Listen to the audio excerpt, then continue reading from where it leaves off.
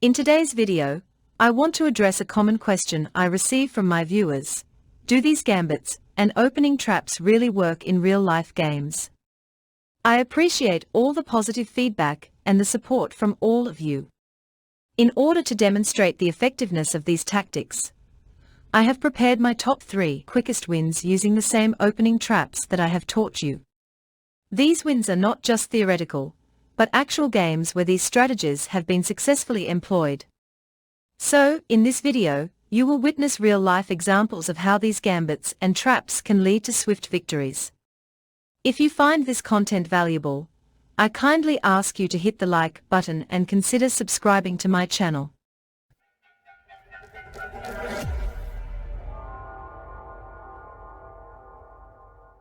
Now, let's dive into the exciting world of these opening traps and see them in action. Moving on to the next game, this was a 3-minute blitz match against a 2,195 rated opponent. I started with e4, and my opponent responded with e5. I played a knight to f3, and my opponent played a knight to f6, which is the Russian defense, also known as the Petrov defense. One of the ways I punish Russian players is by playing my bishop to c4, turning this into a bishop's opening. However, it's a risky gambit. Most of my opponents take on e4, just like my 2,195 rated opponent did in this game. I played a knight to c3, allowing my opponent to take my knight. I recaptured with my d-pawn, and then my opponent played a big blunder, pushing their pawn to d6. I recognized this blunder because I covered it in one of my videos, which you can find in the comment section below. I played a knight to g5, threatening to take on f7 for free. My opponent responded with moving their bishop to e6. Here, it is important to take with the bishop, not the knight, and you will see why. My opponent took back, and I played my queen to f3. The reason for this move is that I want to mate on f7. My opponent played their queen to e7, preventing the checkmate, but it couldn't stop me from capturing the undefended b7 pawn. Now, I am threatening to win the free rook on a8. My opponent made a move, but I simply took the free rook. I wanted to take the knight next, but my opponent resigned right there. By the way, there's another beautiful checkmate that you need to learn in this line. After playing my queen to f3, if your opponent plays their queen to d7 instead of e7, you can still take on b7.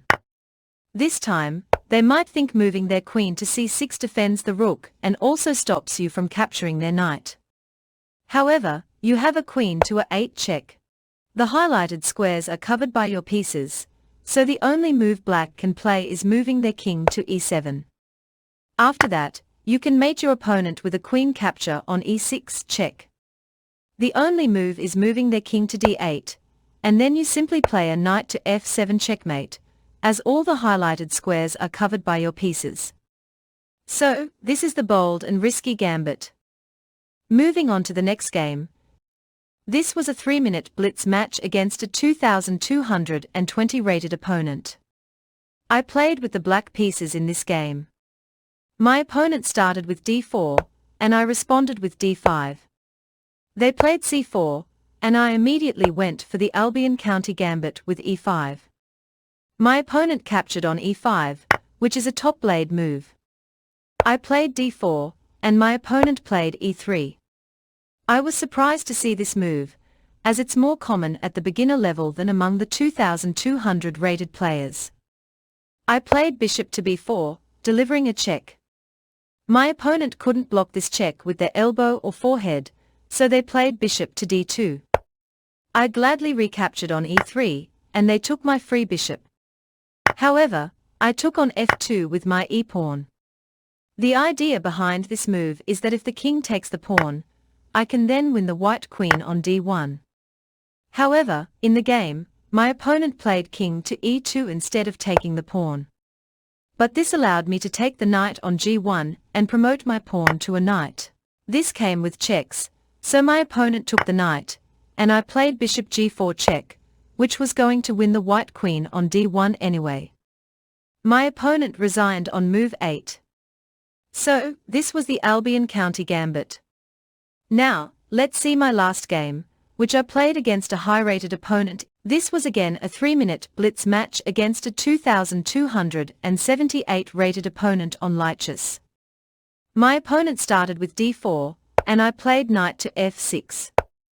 They played c4, and I played pawn to e5. My opponent captured on e5. This is the Budapest defense. I played knight g4, counterattacking the pawn on e5. My opponent played bishop a4. I played pawn to b5, which to be honest, I have never covered in any of my previous YouTube videos. It's just something that I came up with in the actual game. My opponent took, and then I played queen e7. My opponent played knight to f3. I played queen b4 check, and my opponent played queen d2 to block the check. I took on b5, and my opponent played pawn to e3, clearing the path for their light-squared bishop to attack my queen. I played queen c6, and my opponent played h3, attacking my knight. Instead of taking the free bishop, I played bishop b4, beating the white queen to the king. But the truth is, this bishop was a free piece, and my opponent blundered by capturing it. This is how difficult chess is, unless you are using stockfish. It's very difficult to see why taking this free bishop is not a good move at this level. I was prepared to play queen to c1 check after king e2. I saw that bishop to e6 was going to be checkmate, let's say after white plays queen c4, or maybe queen b5. I would simply take and it would be checkmate. It is easy to criticize and analyze like a professional when you see these kinds of errors and blunders on your screens, but trust me, it's very different when you're playing a real game because emotions tend to be different. But anyways, I hope you learned a lot from this video. Let me know in the comment section below if you want me to do the second episode or the second part of this video. Feel free to write your thoughts, and I'll respond accordingly. Thank you for watching, and I'll see you in the next one. Take care and peace.